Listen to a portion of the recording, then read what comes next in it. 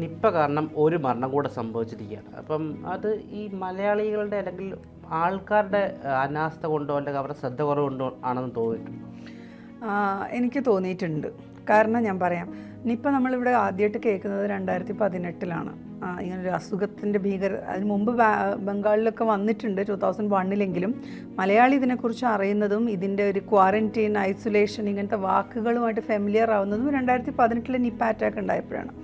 ആ സമയത്തെന്ന് പറഞ്ഞാൽ കൃത്യമായിട്ട് പറഞ്ഞിരുന്നു, പഴം തീനി വവ്വാലുകൾ വഴിയാണ് ഇത് വരുന്നത്.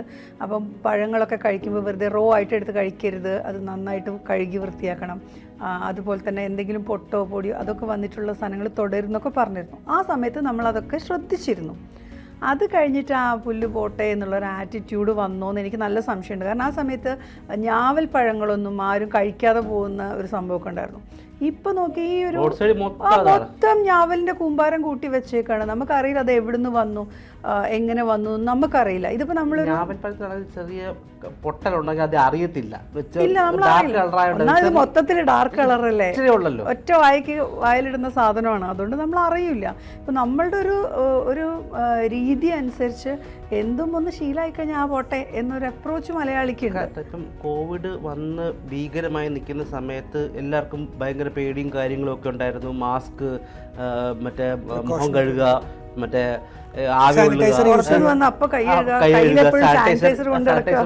അത് സംഭവം ഉണ്ടായിരുന്നു. പക്ഷെ ഇപ്പോഴാണെങ്കിലും കോവിഡ് ബാധിത ആയിട്ടുള്ള ആൾക്കാർ ഇപ്പോഴും ഉണ്ട്. ആൾക്കാരത് മൈൻഡ് ചെയ്യുന്നില്ല. കാരണം ഇപ്പൊ ലോക്ക്ഡൌൺ ഇല്ല, ഇപ്പൊ ഒരു സീരിയസ് സംഭവം ഇല്ലല്ലോ. പിന്നെ പൊതു സ്വഭാവമാണ് എനിക്ക് തോന്നിയിട്ടുണ്ട്. അതായത് ഒരു പാൻഡമിക് വരുമ്പോൾ അതിന് മനുഷ്യ പൊതുവെ, അതായത് ഒരു പാൻഡമിക് വരുമ്പോൾ അതിനോട് പെട്ടെന്ന് റെസ്പോൺസ് സിസ്റ്റം ഉണ്ടാവുകയും അതൊന്നും മാറി എന്ന് തോന്നിക്കഴിയുമ്പോൾ വളരെ കെയർലെസ് ആയിട്ട് പഴയ പോലെ പിന്നെ കുറച്ചൊരു ഇമ്മ്യൂണിറ്റിയും വന്നിട്ടുണ്ട്. ഒരു പേടി, ഫസ്റ്റിൽ നമ്മളിത് ആദ്യമായിട്ട് കാണുമ്പോൾ ഒരു ഞെട്ടലാണല്ലോ. ഇപ്പം ഞെട്ടലൊക്കെ മാറി ഇതിങ്ങനെയൊക്കെയാണെന്ന് മനസ്സിലായി. പിന്നെ അതിൽ തന്നെ വളരെ ഭീകരമായി ബാധിച്ചവരുണ്ട്, ബാധിച്ചോ എന്നറിയാത്തവരുണ്ട്.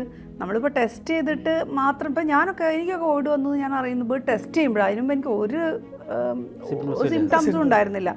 അപ്പം എൻ്റെ കൂടെ പലരും ഇതുവരെ കോവിഡ് വന്നിട്ടില്ല എന്ന് പറഞ്ഞാൽ അഹങ്കരിച്ചൊക്കെ നടക്കുന്നുണ്ട്. അപ്പം ഞാൻ പറഞ്ഞു, നിങ്ങൾ ചെക്ക് ചെയ്യാത്തതുകൊണ്ടാണ്, ഞാൻ ടെസ്റ്റ് ചെയ്തുകൊണ്ടാണ് എനിക്കറിയാൻ പറ്റിയത്. അതുപോലെ അപ്പം അതൊക്കെ ആ സമയത്ത് നമ്മൾ അതിൻ്റെ ഒരു ഭീകരാവസ്ഥ ഫുള്ളായിട്ട് ഉൾക്കൊണ്ടിരുന്നു. ഇപ്പം നോക്കിയാൽ അറിയാം, മാസ്ക് ഇടണമെന്ന് പറഞ്ഞാലും മൂക്കിൻ്റെ താഴെയാണ് മാസ്ക്. വെറുതെ ഇങ്ങനെ താടിക്കൊരു മാസ്ക് വെച്ചിട്ടാണ് നമ്മൾ നടക്കുന്നത്, ആൾക്കാർ നടക്കുന്നത്. ഹോസ്പിറ്റലിൽ പോകുമ്പോഴൊക്കെ നമ്മൾ കാണുന്ന അതാണ്.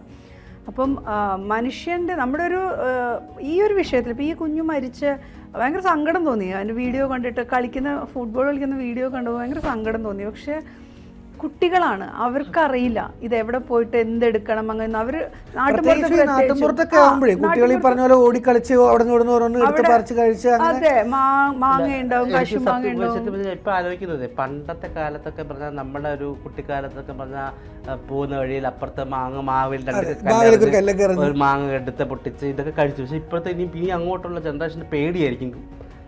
ഈ കടയിൽ നിന്ന് ഹൈജീനിക് പറ്റ ഓർഗാനിക് അല്ലാത്ത എന്തും കഴിക്കാൻ ഒരു പേടി സൃഷ്ടിച്ചിട്ടുണ്ടോ? അല്ല, പക്ഷെ കുട്ടികൾ എത്രത്തോളം അങ്ങനത്തെ ഒരു അവയർനെസ് കാണിക്കുന്നുണ്ട്. കാരണം അവരുടെ പ്രായം അതല്ലേ, അവരങ്ങനെ ആലോചിച്ച് അത്രയും ഡീപ്പായിട്ട്. ഇപ്പൊ ഞാൻ തന്നെ ഇപ്പോൾ ഒരു കുട്ടിക്കാലാണെങ്കിൽ നമ്മൾ മാവിൽ കല്ലെറിഞ്ഞു, ഇപ്പൊ പറഞ്ഞല്ലോ കല്ലെറിഞ്ഞു, ഒരു 2 മാങ്ങ വീണു, നമ്മൾ 5-6 പേരുണ്ട്, നമ്മൾ ഇനി ഒരു കടി അടിക്കുമ്പോഴേക്കും അടുത്തവൻ വാങ്ങി അത് കടിക്കുവാണ്. ഇത്രയും ഹൈജീനിക് ആയിട്ട് ആ പ്രായത്തിൽ നമ്മൾ ചിന്തിക്കണം. നാട്ടുമ്പുറത്തെ കുട്ടികളാണ്. നാട്ടുമ്പുറത്തെ കുട്ടികൾക്ക് മാവുണ്ട്, പേരയുണ്ട്, ഞാവലുണ്ട്, കശുമാങ്ങയുണ്ട്, ചാമ്പയ്ക്കുണ്ട്. അവര് പറമ്പിൽ കളിക്കാൻ പോകുമ്പോൾ അതിൽ കിടക്കുന്ന മരങ്ങളുടെ സംഭവങ്ങളൊക്കെ കഴിച്ചിട്ട്, പഴങ്ങളൊക്കെ കഴിച്ചിട്ട്, അങ്ങനെ തന്നെ ഇപ്പോഴും അവിടെ. ഇപ്പൊ ഈ കുട്ടിയൊക്കെ മരിച്ച സ്ഥലം എന്ന് പറഞ്ഞാൽ നാട്ടുമ്പുറമാണ്. അപ്പം അങ്ങനത്തെ സ്ഥലങ്ങളിൽ സത്യം പറഞ്ഞാൽ നമ്മൾ ഗ്രാസ് റൂട്ടിൽ ഇതിനെക്കുറിച്ച് കുറച്ചും കൂടെ അവയർനെസ് വേണം. അപ്പൊ അവിടെ എൻ്റെ ഡൗട്ടാണ്, കുട്ടികൾക്കാണ് ഈ അവയർനെസ് കൊടുക്കുന്നത്, മാതാപിതാക്കൾക്കാണ്? കുട്ടികൾക്കാണ് ആദ്യം കൊടുക്കേണ്ടത്. കാരണം അവരാണ് ഇതിന്റെ വിക്ടിം ആവുന്നത്. മാതാപിതാക്കൾക്ക് പക്ഷെ അവിടെ മാതാപിതാക്കൾക്ക് ഒരു അവയർനെസ് ആവശ്യമില്ല. മാതാപിതാക്കളുടെ അവയർനെസ് എന്ന് പറഞ്ഞു കഴിഞ്ഞാൽ, ഇപ്പം എൻ്റെ ഞാൻ എൻ്റെ കുട്ടിയുടെ അടുത്ത് പറയാണ് ഇത് ഇങ്ങനെ ചെയ്യരുത് എന്ന് പറഞ്ഞാലും കുട്ടി സ്കൂളിൽ ചെന്നിട്ട് അതിന് ഫ്രണ്ട് സർക്കിളിൽ കയറുമ്പോൾ എല്ലാവരും കൂടി ചെയ്യുമ്പോൾ കുട്ടി ചെയ്യും.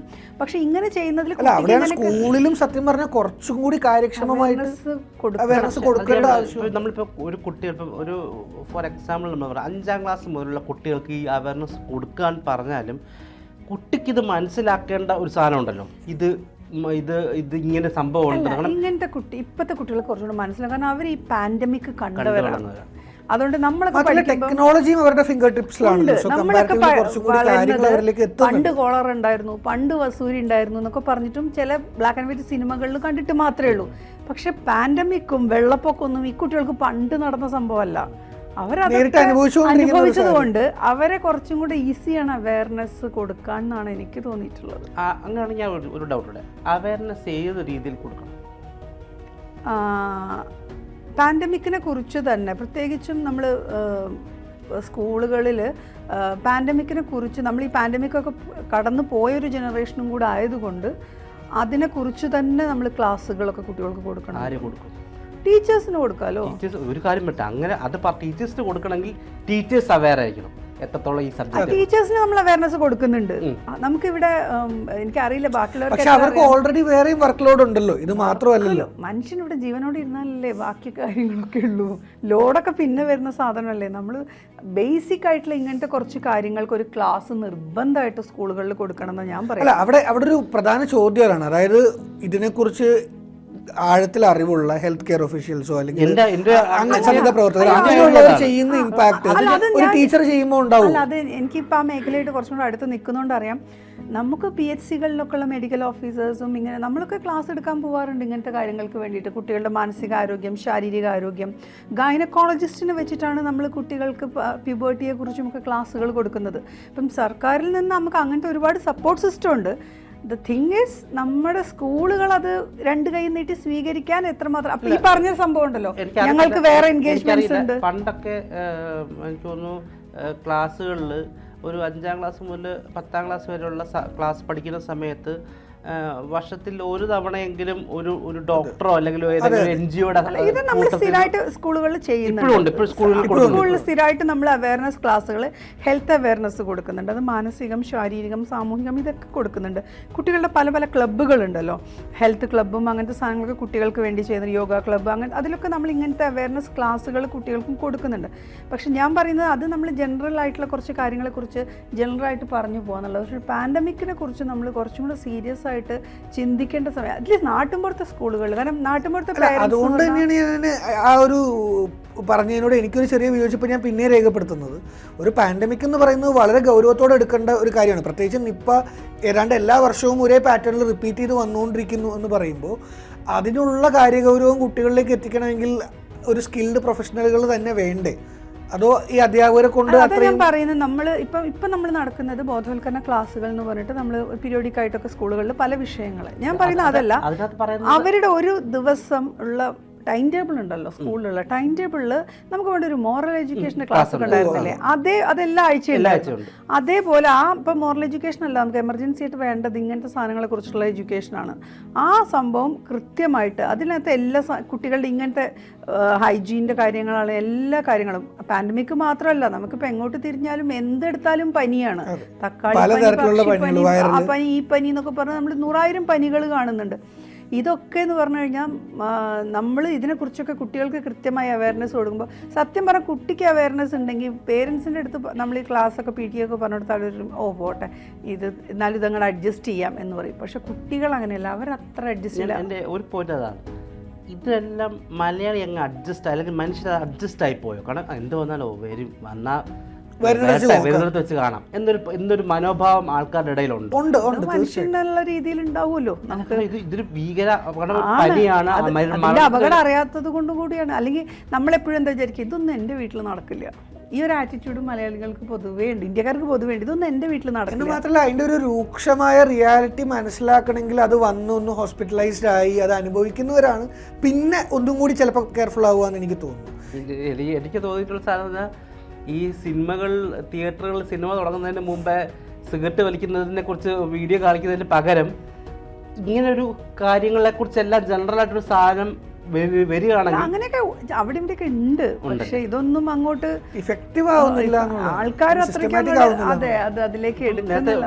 അനന്തപുരം പറഞ്ഞ പോലെ എനിക്ക് വന്നാലേ ഞാനത് പഠിക്കൂ എന്നൊരു ഒരു നിലയിലേക്ക് ഇപ്പൊ തന്നെ എനിക്കോ അല്ലെങ്കിൽ എന്റെ കുടുംബത്തിലോ വന്നാല് നിപ്പയുടെ കേസ് എടുത്താൽ നിപ്പ മെനിഞ്ചൈറ്റിസ് ആയിട്ടാണ്, തലച്ചോറിനെയാണ് ബാധിക്കുന്നത്. ഇവിടെ ഇപ്പൊ ഇത്ര 100,000 പനികൾ ഉള്ളതുകൊണ്ട് ഈ പനി വന്ന് ഹോസ്പിറ്റലിൽ അഡ്മിറ്റ് ചെയ്യുന്ന ആളെ ആദ്യം പരിശോധിക്കുന്നില്ല നിപ്പയാണോ എന്ന്. പിന്നെ അത് മെനിഞ്ചൈറ്റിസ് ആയിട്ട് മാറുമ്പോൾ മാത്രമാണ് ഇതൊക്കെ ടെസ്റ്റിന് അയക്കുന്നത്. ഇപ്പൊ പല സമയത്തും പറഞ്ഞിട്ടുണ്ട്, ഡോക്ടേഴ്സിന്റെ അടുത്ത് ചെല്ലുമ്പോൾ ഡോക്ടേഴ്സ് പറയും ഡോക്ടർ എനിക്ക് വയറിൽ വേദനയാണ്. അപ്പോൾ വയറുവേദന ആകുമ്പോൾ ഡോക്ടർ ആദ്യം ഒന്ന് തൊട്ട് നോക്കിയിട്ട് പറയും ചിലപ്പോൾ ഫുഡ് പോയ്സൺ ആയിരിക്കും, ഇത് ഈ മരുന്ന് കഴിച്ചു. ചിലപ്പോൾ ഇത് കഴിച്ച് കഴിയുമ്പോഴായിരിക്കും പറഞ്ഞാൽ അകത്ത് ഏതെങ്കിലും ഇൻഫെക്ഷൻ ഉണ്ടായിരുന്നു, ഈ വേദന കുറയാതെ ചെല്ലുമ്പോൾ. അതെന്തുകൊണ്ട് അത് ആദ്യമേ ഇത് അനലൈസ് ചെയ്യാൻ പറ്റില്ലേ? അല്ല, നമ്മളെപ്പോഴും ഫസ്റ്റ് സിംറ്റത്തിനാണ് പ്രത്യേകിച്ച് ഞാൻ പറഞ്ഞില്ലേ, നമ്മളിപ്പോൾ ഒരു സാധാരണ ഒരു ആശുപത്രിയിലുള്ള ക്ലിനിക്കുകളിൽ എന്ന് പറഞ്ഞാൽ ഒരു ദിവസം OP-യിൽ വരുന്നത് 130-150 പേരാണ്. പ്രത്യേകിച്ചും ഞങ്ങളുടെ നാട്ടിലൊക്കെ വരുന്നത് ഈ 150 പേര് 160 പേര് പനിയായിട്ട് വരുമ്പോൾ ഈ 160 പേരെ നമ്മൾ ടെസ്റ്റിന് വിടുക എന്ന് പറയുന്നത് പോസിബിൾ അല്ല. പിന്നെ അതിൻ്റെ ആവശ്യമില്ല. ഇതിൽ വെറും വൈറൽ ഫീവർ ഉള്ളവരുണ്ടാവും, ജലദോഷപ്പനി മാത്രമുള്ളവരുണ്ടാവും, പലതരം പനികളുള്ളവരുണ്ടാവും. അപ്പോൾ സിംറ്റംസ് നോക്കിയിട്ടാണ് എടുക്കുക.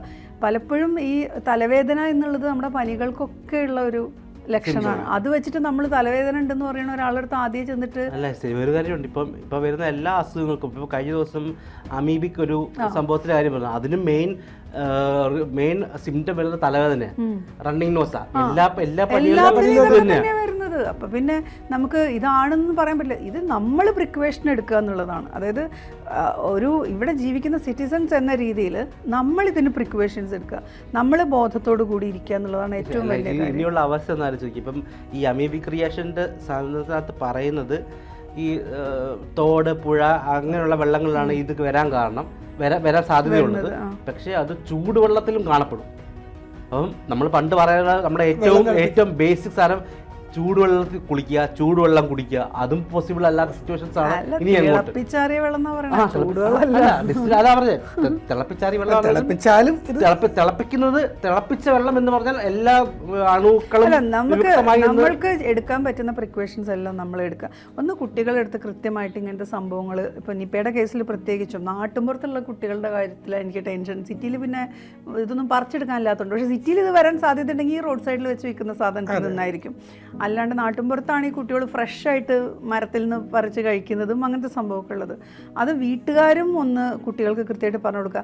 അതിൻ്റെ പേരിൽ പിള്ളേരെ പുറത്ത് കളിക്കാൻ വിടാതെ പൂട്ടിയിടണമെന്നല്ല പറയണത്. പക്ഷെ കുട്ടികൾ എന്തൊക്കെ ചെയ്യണം എന്നുള്ളതിനെ കുറിച്ച് വീട്ടുകാരൊന്ന് പറഞ്ഞു കൊടുക്കുക. ഈ പ്രായത്തിൽ എന്ന് പറഞ്ഞാൽ നമുക്ക് ഒന്ന് കണ്ണ് കെട്ടി വിട്ടാലും എത്തുന്നില്ല പലപ്പോഴും വീട്ടുകാരുടെ എത്തില്ലെന്നേ, എത്തില്ല. ഇപ്പം ഈ പറഞ്ഞ സ്ഥലമില്ല, ഇത് നടന്ന ഈ സ്ഥലം എന്ന് പറയുന്നത് നോക്കത്താ ദൂരത്തോളം ഇങ്ങനെ പറമ്പുകളും ഇതൊക്കെ കിടക്കുന്ന ഒരു സ്ഥലമാണ്, ക്രൗഡഡേ അല്ലാത്തൊരു സ്ഥലമാണ്.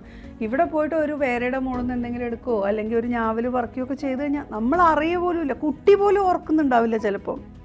ഇപ്പം തന്നെ ഈ കുട്ടിയുടെ റൂട്ട് മാപ്പ് എടുക്കാനൊന്നും പറ്റുന്നില്ല, കാരണം കുട്ടിക്ക് ആദ്യമേ ബോധം പോയി. പിന്നെ ഫ്രണ്ട്സിനൊക്കെ വെച്ചിട്ടാണ് അഡ്ജസ്റ്റ് ചെയ്യുന്നത്. അപ്പം നമ്മൾ ശ്രദ്ധിക്കുക എന്നുള്ളത് തന്നെയാണ്. പേരൻസിന് നമ്മളൊരു സിറ്റിസൺ എന്ന രീതിയിൽ, നമ്മളിവിടെ ജീവിക്കുന്ന മനുഷ്യർ എന്ന രീതിയിൽ നമുക്ക് നമ്മളോട് ഒരു റെസ്പോൺസിബിലിറ്റി ഉണ്ട്. അത് നമ്മൾ സിസ്റ്റത്തിൻ്റെ മുകളിൽ തലയിലിട്ടിട്ട് കാര്യമില്ല. ആ റെസ്പോൺസിബിലിറ്റി അതിനോട് ഞാനും പൂർണ്ണമായി യോജിക്കുന്നു. പലപ്പോഴും ഇങ്ങനത്തെ കാര്യങ്ങൾ സംഭവിക്കുമ്പോൾ ഇത് സിസ്റ്റത്തിൻ്റെ മുകളിൽ അല്ലെങ്കിൽ സർക്കാരുകളുടെ മുകളിലേക്കാണ് ഉടനെ ഒരു ഇത് പോവുക. പക്ഷെ പലപ്പോഴും ആ സമൂഹത്തിൻ്റെ ശീലങ്ങളുടെ, വൃത്തിയുടെ അല്ലെങ്കിൽ ഒരു കൂട്ടായ ഒരു അവയർനെസ്സിൻ്റെ ഒക്കെ ഒരു റോള് ഭയങ്കര വലുതാണ്. ഉണ്ട്.